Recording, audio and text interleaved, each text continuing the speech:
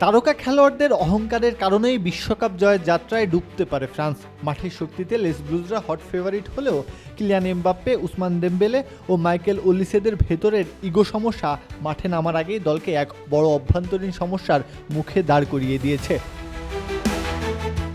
বিশ্বকাপের দামামা বেজে উঠলেও ফরাসি শিবিরের প্রধান তারকারা যেন চলছেন পিকনিক মুডের মতো করে।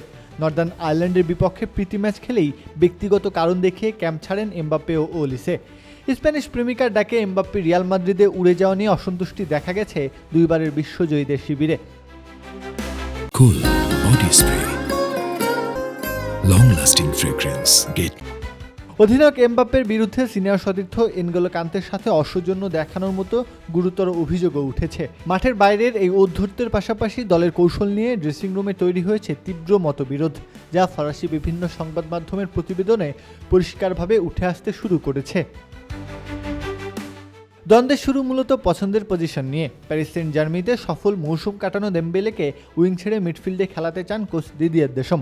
এতে ব্যালন ডিওরের দৌড়ে পিছিয়ে পড়ার শঙ্কায় মনক্ষুণ্ণ দেমবেলে সরাসরি এমবাপ্পেকে আক্রমণ করে বসেন এবং তাকে রক্ষণে মনোযোগ দেওয়ার উপদেশ দেন।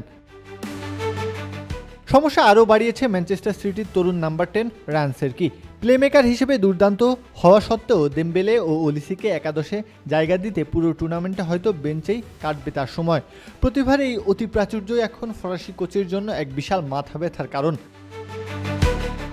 রাশিয়া আর কাতারের বিশ্বকাপের পর এবার ফাইনালে জায়গা করে নেওয়ার লড়াইয়ে অন্যতম বড় নাম ফ্রান্সের। ইউরোপের অন্যতম সেরা দলটি স্বপ্ন দেখছে বিশ্বকাপ আবারও নিজেদের ঘরে নিয়ে আসার।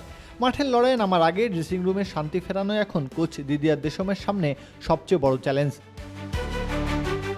প্রত্যহ কাব্য, খেলা ৭১।